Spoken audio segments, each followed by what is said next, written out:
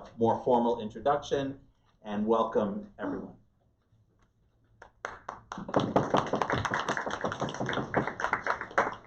So thank you again, everyone, for coming. The Cloud Library welcomes you. And I don't know how formal I'm going to be, but I wanted to say that it's said that Rabbah opened the shir b'milta dibdichase, or b'milta dibdichuta, start with the joke. So famously, a yeshiva bacher was encountered in a state of franticness, and his friend said, "What's the matter?" He says, "I have the most amazing teretz. You can't believe it." And he says, "So what's the problem?" "I don't have the kasha." He says, "I have the most marvelous solution, most marvelous answer. What's the problem?" "I don't have the question." Right? So I would say that not only does Daniel offer the most elegant solutions, but he also, more importantly, poses the most remarkable questions. And so we are, as a personal aside, he was a teacher of mine, and an offhand remark question in one of his seminars led to my dissertation. So I can attest to remarkable questions, and not necessarily, in my case, remarkable answers, but we'll leave it at that. We are incredibly lucky to have Livyosin in Yam Talmud here, a Leviathan in the Sea of the Talmud, and let's welcome Professor Boyarin for today's shiur. Oh, and please turn off your cell phone.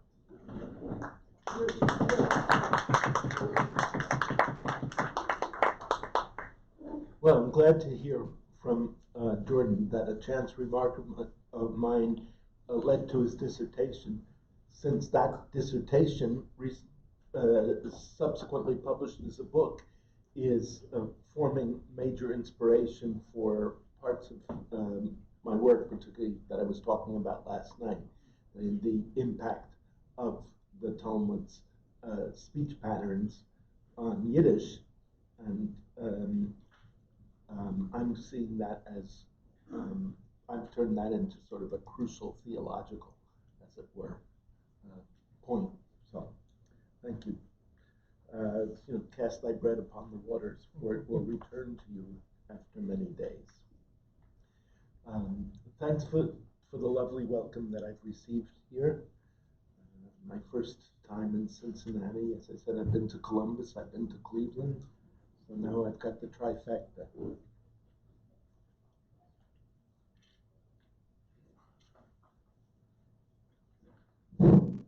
Well, that works. Well, I have to look at the page also. So, okay. So what I thought that I would do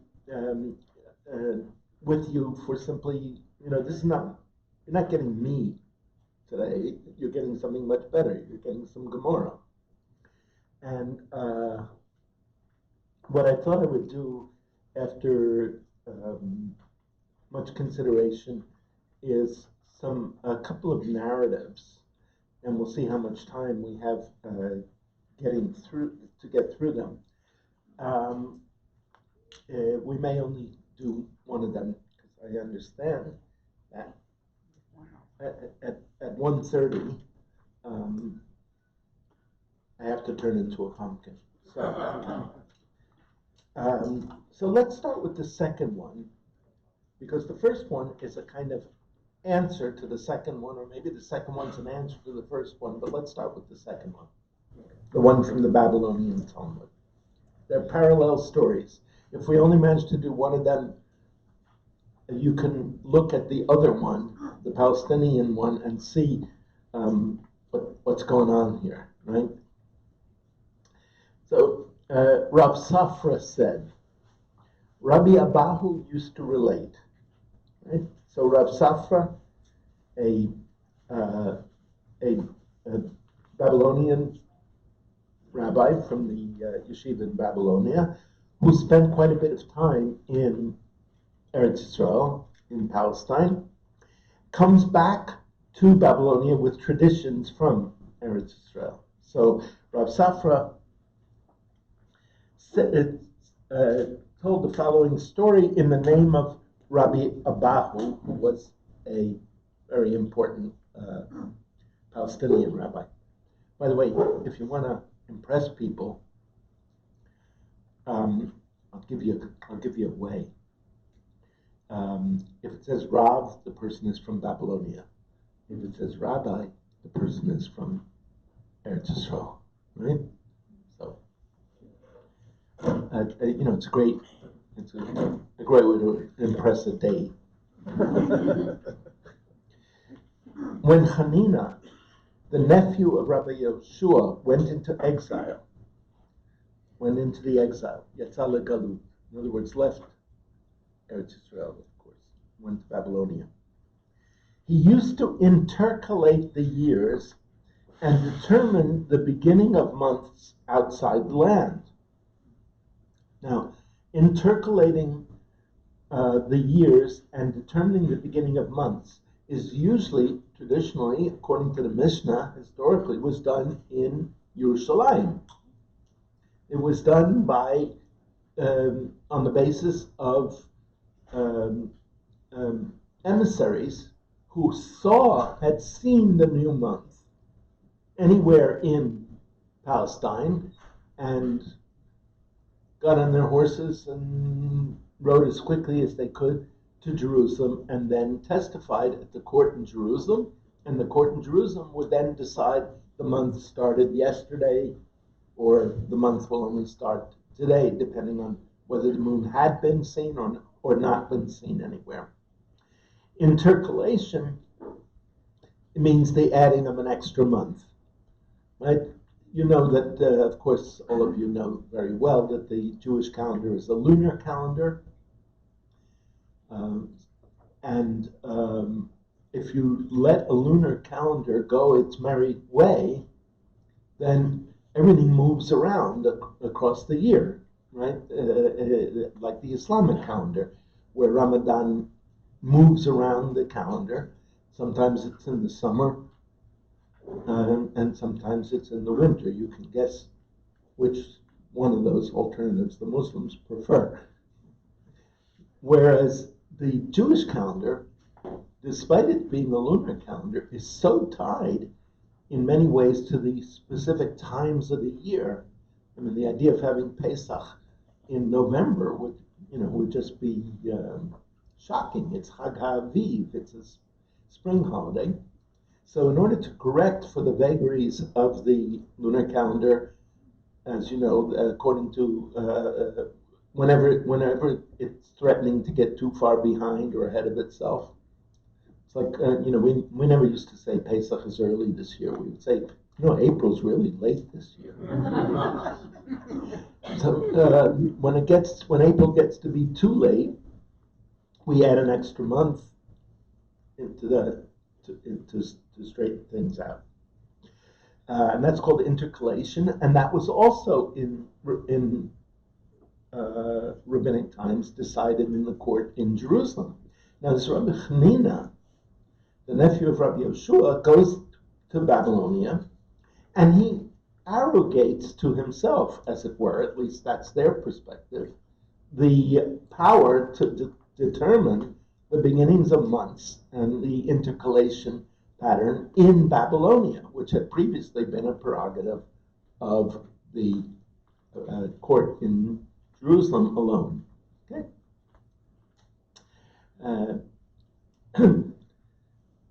So they sent after him 2 sages to investigate what's going on. Rabbi Yossi, the son of Kippur, and the son of Zechariah, the son of Kabutal. Right? So these 2 sages were sent from Eretz Yisrael to Babylonia to investigate what's going on here. When Hanina saw them, he said to them, "Why have you come here?"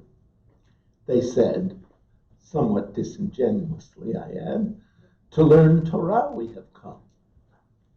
He declared about them, "These men are the giants of their generation, and their fathers served in the temple." Okay, so he praised them very highly. So then we go on a little bit with the story, and Hanina would declare something impure, and they would stand up and say it's pure. And he would say that something is permitted, and they would stand up and say it's forbidden. In other words, they were simply countering him at every turn. He declared of them, these men are worthless, and they are tohu, right? Without form and void. Like tohu vavohu. They said to him, you have already built, you may not tear down. In other words, you praised us to the skies. You said we were the great men of our generation. And now you're saying that we're worthless?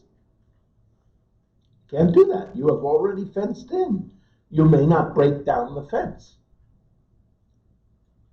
He said to them, what is the reason that what I declare impure, you declare pure, and what I declare forbidden, you declare permitted? They said to him, because you intercalate years and determine months outside of the land. Right? In other words, because you have taken on yourself in Babylonia to establish a center of authority that is supposed to be only in Palestine, only in Jerusalem, only in Eretz Yisrael. Therefore, you are now treif puzzle, right? Just simply, how do you say that in English?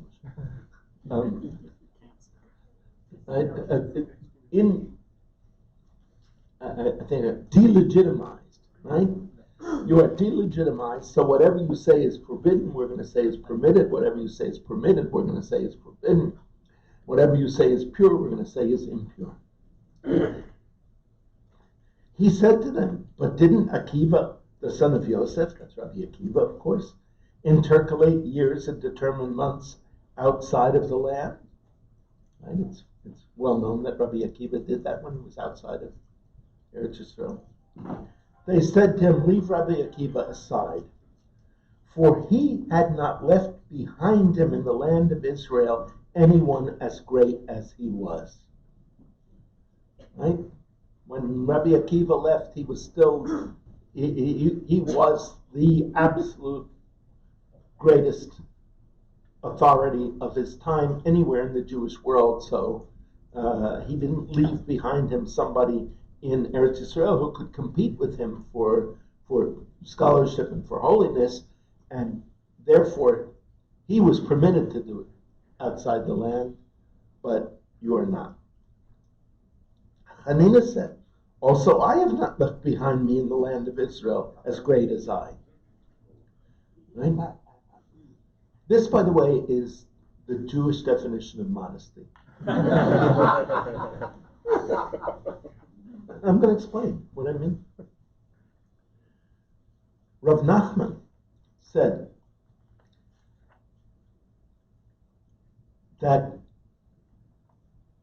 a humble person is a person who can say, I'm a humble person. What does that mean? No? According to Christian tradition, a medieval Christian tradition, and I've come across this fairly frequently in the memoirs, the spiritual writings of saints, they're trapped in an incredible dilemma, because the minute they recognize their own humility, they're not humble anymore. Right? Because by thinking of themselves as humble, they're already not humble. Right? So it's just impossible.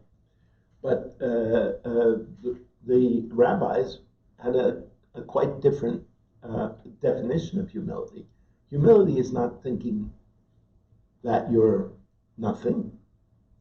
Humility is knowing what you are and recognizing what you are, not exaggerating or underestimating. Right? You all know the story, famous story about Yom Kippur in the afternoon, just about to be Nila, and the rabbi is, simply overcome with spiritual emotion, lies down on the floor, starts beating on the floor, and says, Oy, oy, oy, Tata. I'm nothing.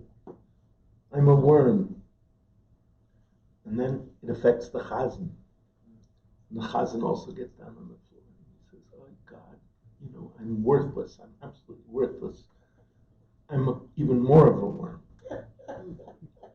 Then the shamus, the beetle, is infected, and he also lies down on the floor and he says, God, Tata, I'm a worm, I'm nothing. The chazan turns to the rabbi and says, look who thinks he's nothing.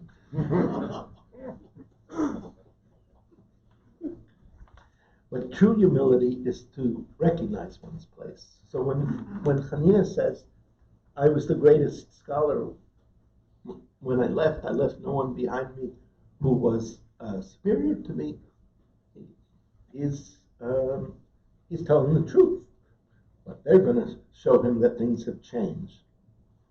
They said, the kids you have left behind have become billy goats with horns. Right? You left behind tiashim, little kids, and now they're grown to being billy goats. And it is they who sent us after you, and they said to us, go and say to him in our name, if he obeys, it is good, and if not, he will be excommunicated. In other words, say in our name that he should stop intercalating, stop declaring the months, and if he accepts that, fine. Otherwise, he is excommunicated. And say to our brothers in the exile that they should reject Hanina if he does not obey the authority of the Palestinians, the Jerusalem rabbis. If they obey, it is good, and if not, they should go up to a mountain where Achia, their leader, the leader of the Babylonians, Jews, will build an altar.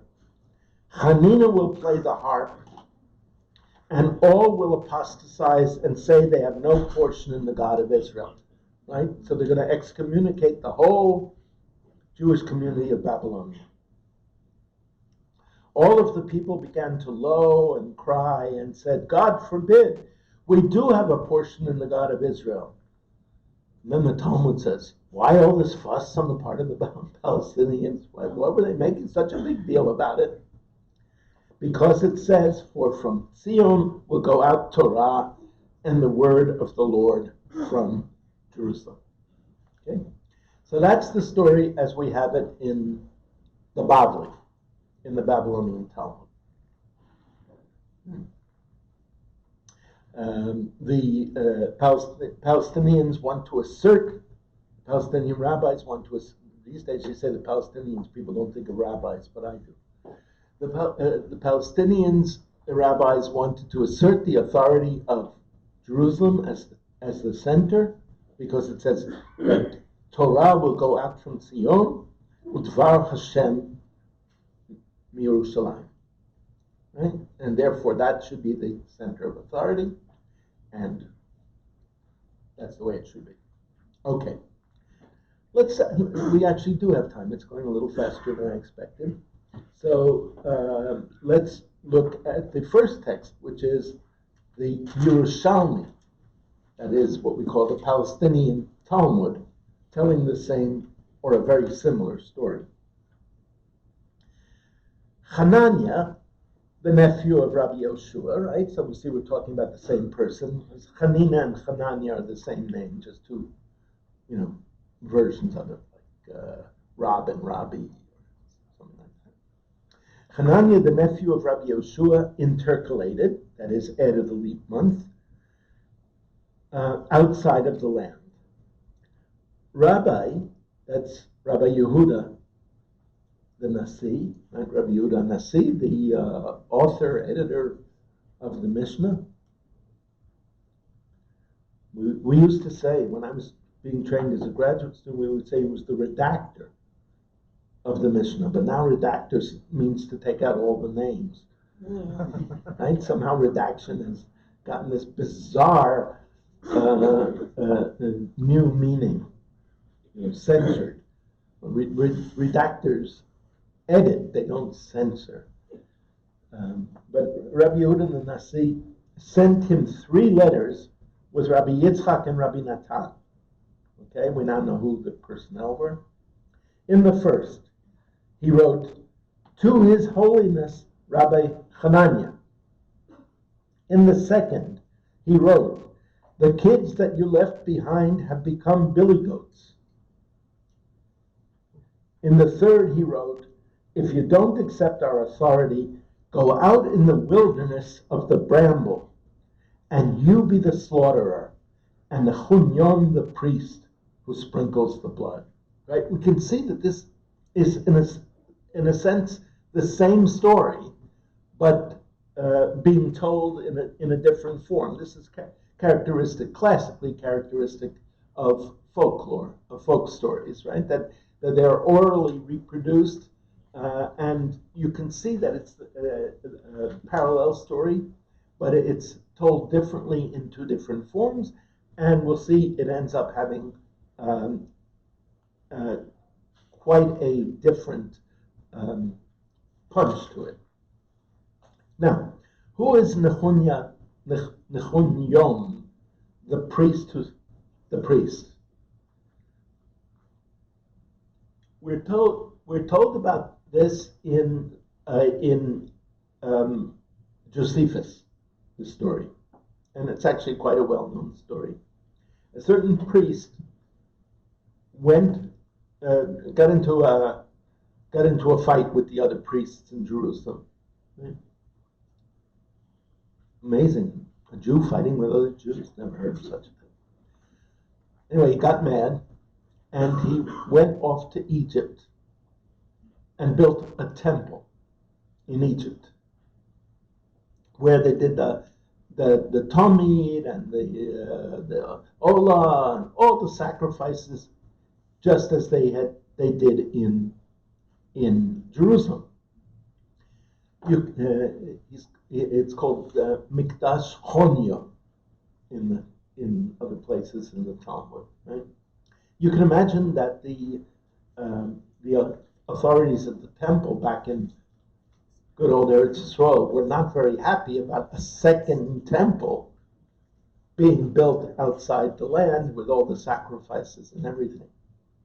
So here, what's going on in our story is they're saying, if you arrogate to yourself the right to perform the intercalation and the determination of the months in Babylonia, you are acting like that rebel high priest who went to Egypt and set up a temple, right? So if you don't accept our authority and what we're saying to you, then you go out into the wilderness of the bramble, go out into the desert, and you will be the slaughterer. You will slaughter the sacrifices, and that rebel priest, who by then had been dead for several hundred years, will sprinkle the blood. In other words, he'll act like.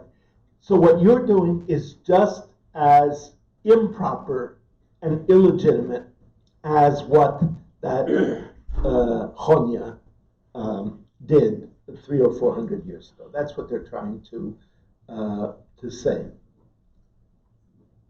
He read the first letter. Right? These are the 3 letters they're carrying, remember? He read the first letter and he honored them. Right? What was the first letter? To His Holiness Rabbi Hanina. So he said, "Thank you, you wonderful scholars and holy men." He read the second letter and he honored them. Right? The kids that you left behind have become billy goats. Right? So he thought these are the billy goats. And he honored them. When he read the third, he wished to discredit them, right? Because the third one is, if you don't accept our authority and stop doing this business with the months and the years, go out into the desert like that rebel heretical priest, and set up your own religion, your own Jewish people. Right? You see how it parallels the Babylonian version at that point, where they say, then you people have no place in the God of Israel. They said to him, you cannot, as you have already honored us. Again, parallel to the Babylonian story, where he praised them twice and then he wanted to discredit them. Rabbi Yitzchak, right, one of the Palestinian shluchim, stood up and read in the Torah, Eile Moedei Hanania. Right? These are the festivals of Hanania, the nephew of Rabbi Yoshua. Does it say that anywhere in the Torah? No. What does it say? Eile Moedei Hashem. Right? These are the festivals of the Lord. But when he read from the Torah that day, he read, these are the festivals of Hanania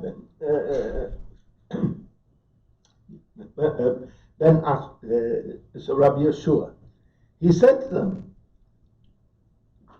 they said to him, but it says, these are the festivals of the Lord. What are you reading?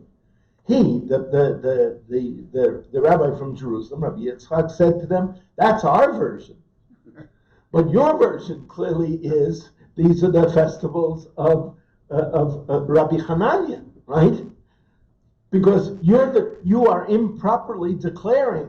What does it mean if they decide what is the beginning of the month? It means they're deciding what day is Pesach or Rosh Hashanah. Right? Everybody understand that, because if the month starts on Tuesday, then Rosh Hashanah is, or let's say Pesach is 2 weeks later, so it'll be 1 day earlier. If the month starts 1 day later, Pesach will be 1 day later. You know how it was finally done? Of course, it's the reason why we have 2 days of Yontif. Because when they saw the new moon in Jerusalem and declared they would light a fire and on a hilltop, and then the next hilltop that saw that fire would light a fire all the way to Babylonia.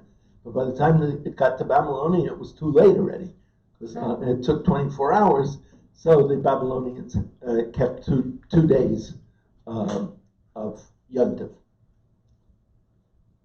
Okay. Rabbi Natan got up and completed the reading from the Haftarah. Kimi Bavel Tetzei Torah Udvar Hashem Minahar Pakod. He read as if he's reading the Haftarah, and he says, "For from Babylon will go out the Torah, and the word of the Lord from the Har Pakod."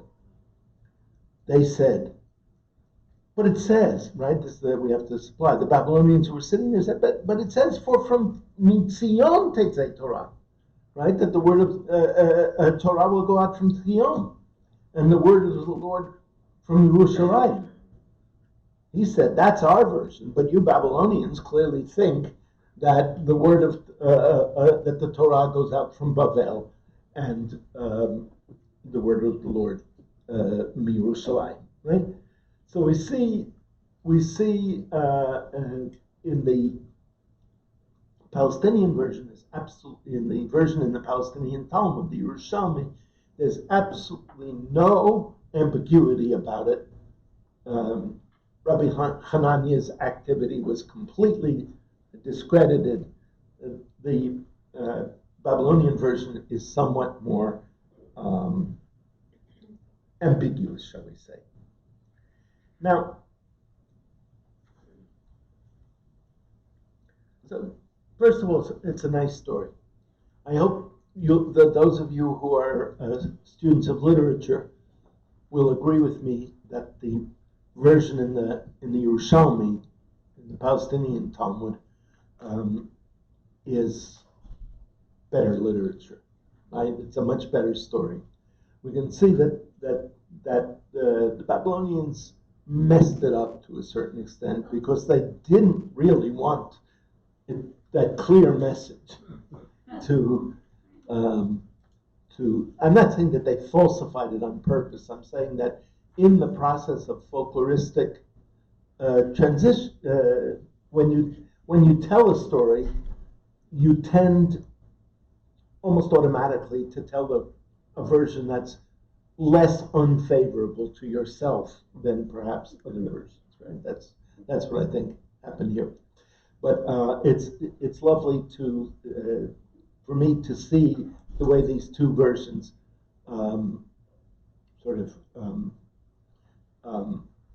counter each other. In fact, when I wrote about this in one of my books, this section was called "The Empire Writes Back." I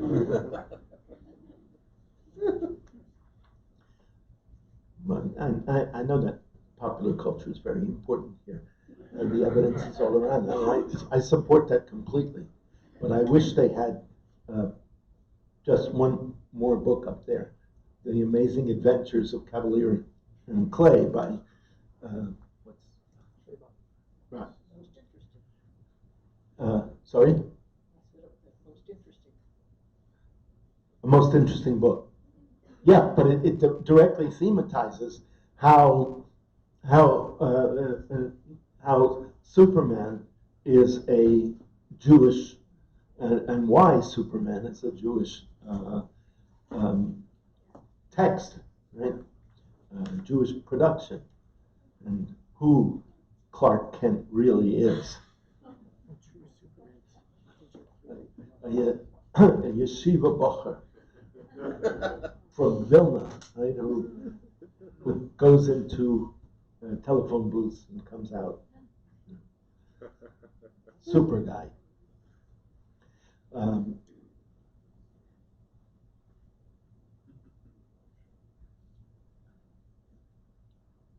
I was told by a friend in Jerusalem, sometime after I wrote the book Unheroic Conduct, that he was walking down a street in Geula, and two Haredi guys are coming towards him.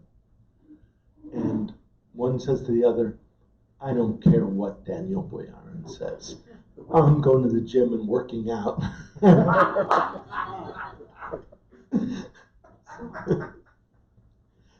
That's how I knew that my stuff had even gotten into at any rate, the English reading parts of Mea Sharim. Anyway, so what's fascinating to me is the history, the really amazing history that this story had, or at any rate, one aspect of the story afterwards. Because in the Middle Ages, Jews took that last phrase, "Ki mitzion tetzei Torah udvar Hashem Yerushalayim," and they wrote, "Ki mibari tetzei Torah udvar Hashem mi Otranto." In other words, what was here a kind of a mocking statement, right? Here's a mocking statement. For from Babylon will go out the Torah and the word of the Lord from the Har Pakod, right? Which is taken to attack the diaspora, right? To attack the authority of the rabbis in Babylon, became for the rabbis in Europe, right? They weren't Reform rabbis, because this is about the 12th century, and Reform didn't exist yet.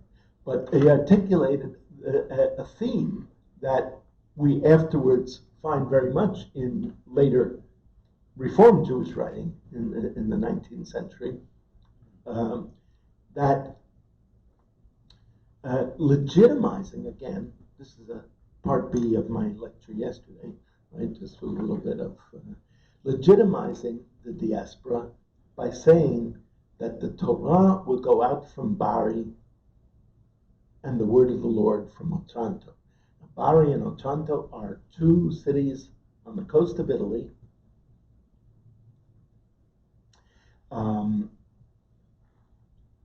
that were tremendous centers of Talmudic learning in the 9th century.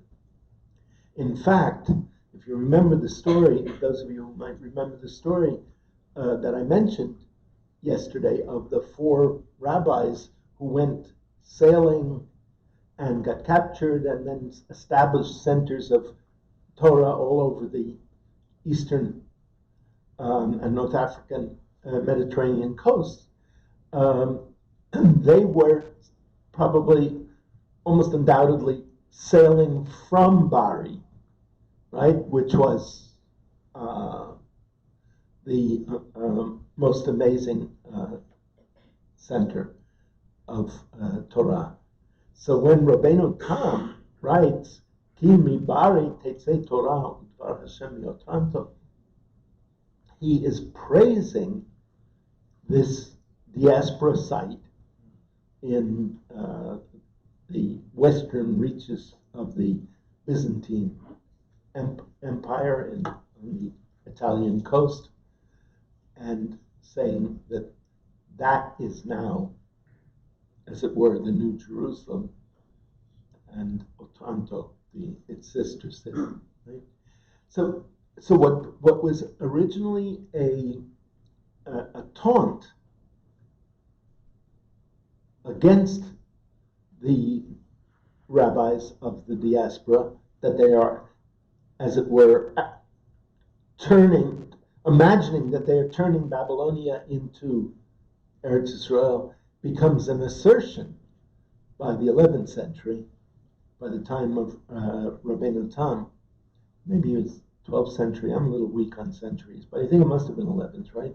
Because Rashi lived in the 10th century, and he's Rashi's grandson, so I assume that the 11th century had become by then an assertion of the legitimacy of diaspora life, Jewishness in the diaspora forming its own centers on the basis of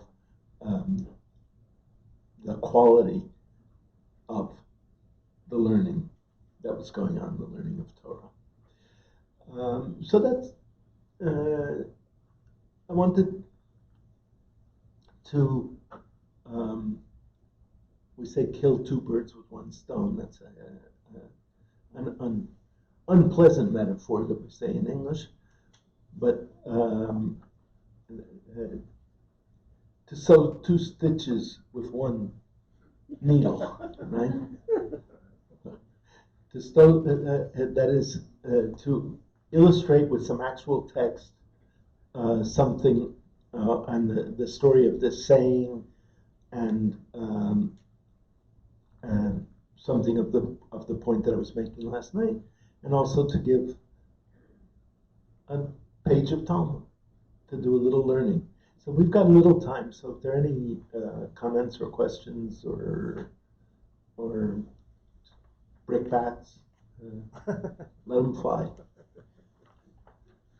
Yes? It's very helpful to see the contrast in the 2 versions, but I mean, it sounds like the bottom line is there's always been this tension between is Torah where the greatest point of learning is, or is Torah connected to a geographical Exactly. place? Exactly. That's exactly right. That's what the tension is, and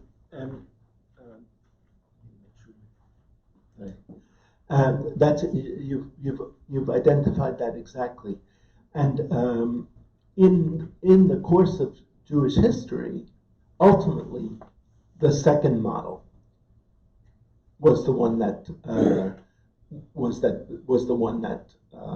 triumphed. So Vilna becomes called the Jerusalem of Europe, right? And I think that's more than just a metaphor of praise. And it's just an example. Where there were other cities and places also, but almost has halakhic implications also, right?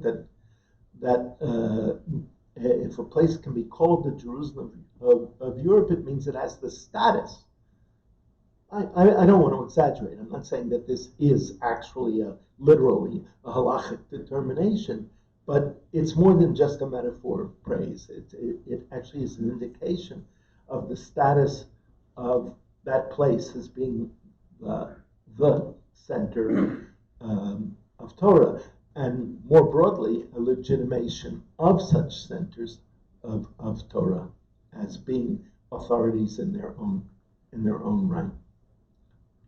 So one of the interesting things about the Jewish world as opposed, for instance, to the Catholic world, is the Catholic world is hierarchical, whereas the Jewish world is not. But let me explain. Of course, there are hierarchies in Jewish society, including some fairly nasty ones. But there's not a hierarchy of authority.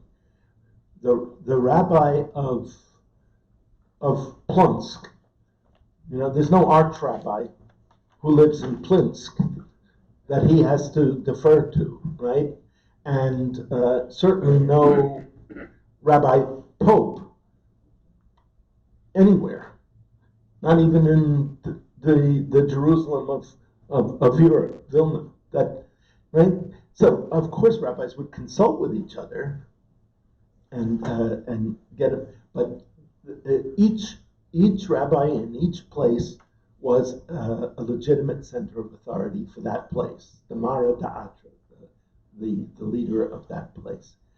And that model is the one that triumphs over the model of a single authority center in the court in Jerusalem. And part of what we're observing here is the struggle over that. Yeah. Yes. It seems to me that it might be easier to sort of legitimize these satellite centers of Torah as being like Jerusalem in that way, when Jerusalem in and of itself, or Eretz Israel, isn't one of those centers of Torah learning. And so what I'm wondering is, in the world that we live in now, Israel is one of those places, and there is this plenty of restored centers of Jewish learning. So, and sort of building off what you were talking about last night with the synchronic relationship between the diaspora and the homeland, how do we relate to Eretz Israel? Do we still ascribe that same authority to it, or are we is it a battle of the equals? That's a very good question. It's really a good question. And I haven't thought that through, frankly, in that direction. And it would be worth my while to think more about it.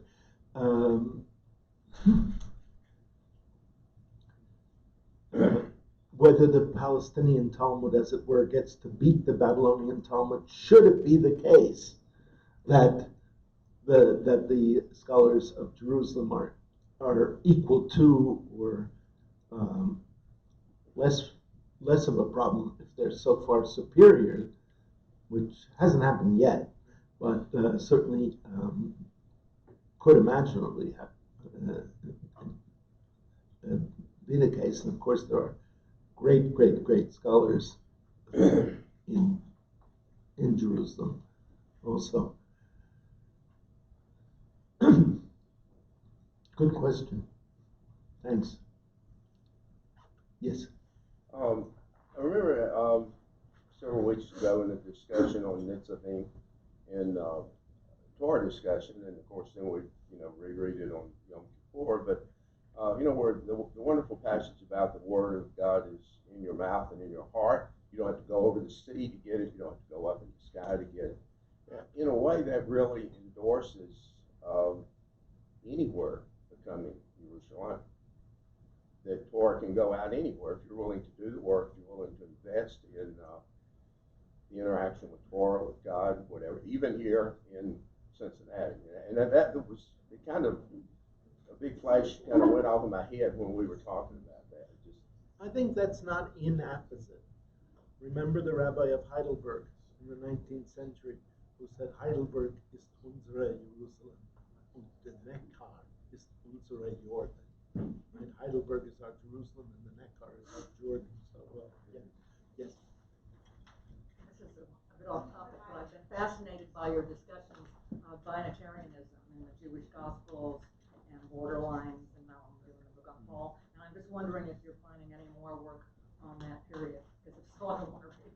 Oh, great. Look, you see, it moves.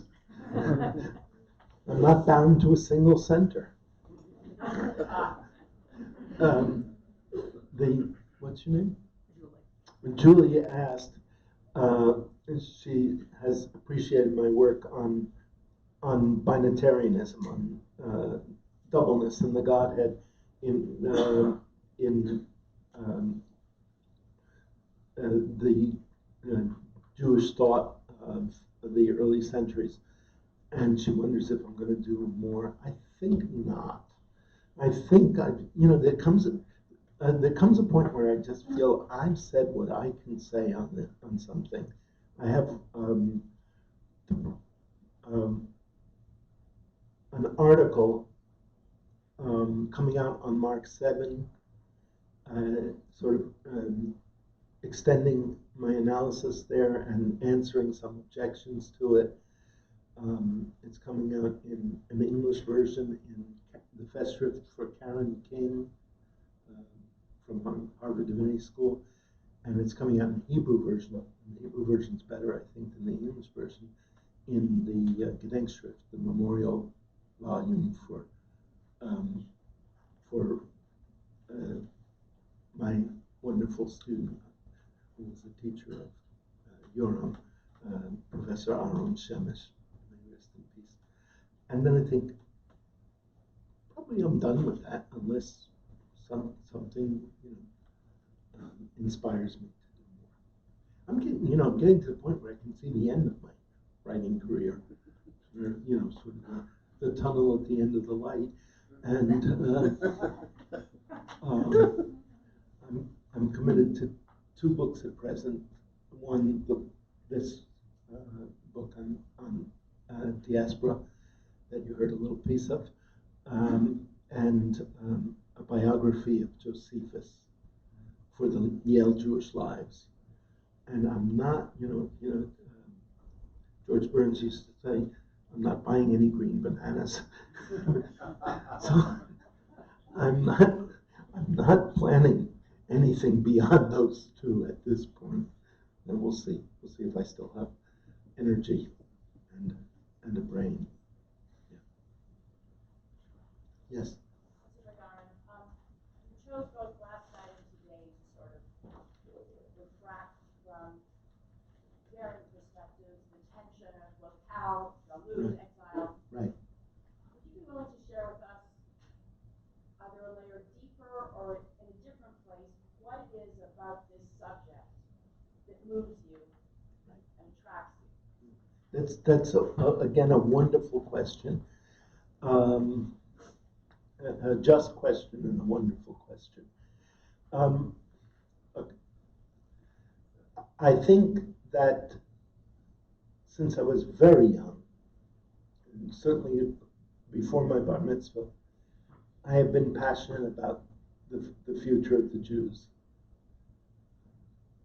Before I became religious, while I was deeply religious, now that I'm somewhat something of a backslider, still I'm passionate concern for the future of not just Jewish bodies, but of the things that Jews have made and done, written, spoken, thought. And as I became convinced that the state of Israel is not the answer for a good future for the Jews, or not the whole answer. Let me be gentler and more moderate. The notion of diaspora has become more and more central to my thinking as both essential to the nature of what the Jews have been historically, and also as on the practical level as essential for any meaningful Jewish future. So I wrote a couple of more scholarly books on this topic. One of which is over on that table, called The Traveling Homeland. And then recently so I have been thinking about it for quite a while. Recently it has just become so urgent to me, so apparent to me, so inescapable, that the state of Israel might be, in some ways, the most important Jewish community in the world. It's certainly an incredible concentration of Jews, and in that sense, we're part of it, and they're part of us. But that if there's going to be a meaningful Jewish future, it's going to have to be have multiple centers and vibrant multiple centers, and the vibrancy has to be renewed, and it has to be renewed through study and learning more than anything else. And so this book I'm writing now is a kind of manifesto. It's for a certain imagination of what other possibilities there are for Jews in the future, other than calling it a religion, which is increasingly looking like a dead-end street anyway, for multiple reasons that I don't need to outline, or reducing Jewish existence to the status of a Balkan state. So that's the energy. I'm quite open about it. Yes, sir. So about 10 years ago, I did some research on the Guild University archives. And I came across a letter from the board complaining that they've been called the Harvard of the North, and that what they've really been aspiring was to be the Princeton of the North. But I wonder if the claim on being the Jerusalem of Lithuania, the Jerusalem of anywhere, is not so much a claim on your legitimacy, but a lament of your illegitimacy. That ultimately you're admitting to the fact that you're not Jerusalem, because the real Jerusalem doesn't have to be qualified. Right? The Jerusalem of Jerusalem doesn't need to tell you that.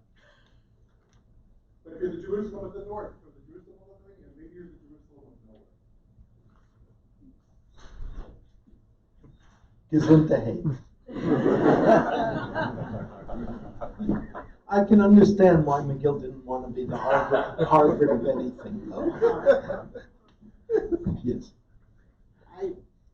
Not necessarily directly related to what you were talking about. Yesterday, my wife and I were at a Torah study group, and somehow we ended up in a discussion about monks.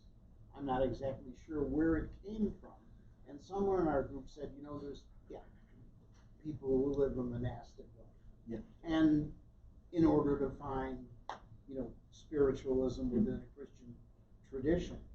And we were discussing the differences between that and Judaism a little bit. But I still think there is a tension in the Jewish community about that as well that's probably in some way related to what you've been talking about today.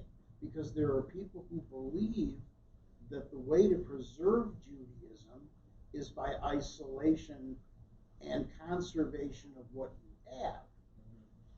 And that's in contrast to other people who believe that the purpose of Judaism is to engage with the world and to spread its influence, not necessarily in a religious or a proselytizing sense, but in a general or moral sense throughout the world to provide a life for the nations. So how would you relate that to what you're talking about today? Oh, yeah. In order for the Jews to be a light to the nations, first they have to be Jews. And in order to be Jews, I mean, otherwise they're not. There are all kinds of lights that one can light all over the place. But if there's going to be a Jewish light, then there have to be Jews. And in order for there to be Jews, so that's what I'm suggesting. That if we as a people have anything to offer the nations, and I think first we've got to think about getting our own house in order before we go imagining that we have so much to offer. But it's got to be through the preservation and creative engagement with the depths and riches that of what we have produced and made and continue to. And there's a sense in which I'm even being more chutzpahdik, because I want to propose that this is a model ought to be understood as a model for all nations, right? Von Humboldt was one of my great heroes. Alexander von Humboldt thought of the Germans as a non-political entity. He writes explicitly, right, that the Germans are a cultural entity, and that there is no reason to think of a German state. He was anti-Bismarck in that sense, right? He thought that there could be 20 states around there in Central Europe in which German was a major cultural language, and that was his ideal. So it's the idea of nations as did somebody just walk out with the library? As a cultural, if you will, spiritual entity with its own ways of thinking, its own ways of speaking, its own practices, its own that this is what makes a contribution.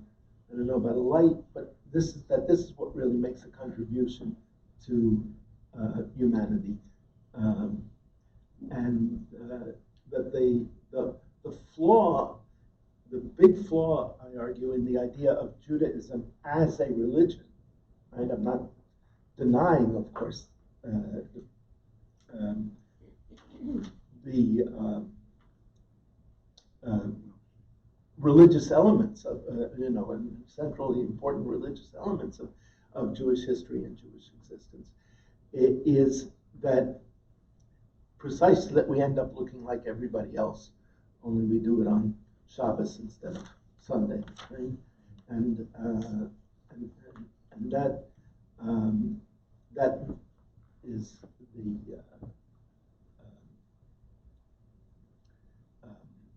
the issue. That is the issue for me. That loss of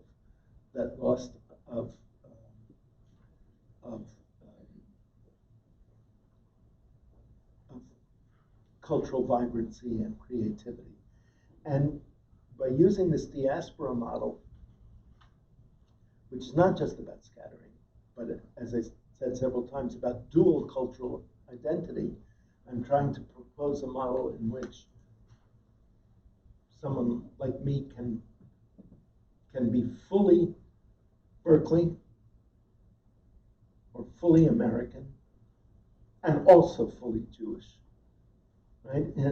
Not half and half, and not hybrid, but completely Jewish and completely American at the same time. And of course, sometimes there are tensions. Why not? Is that helpful answer? Okay, we're done. It's been a machaya.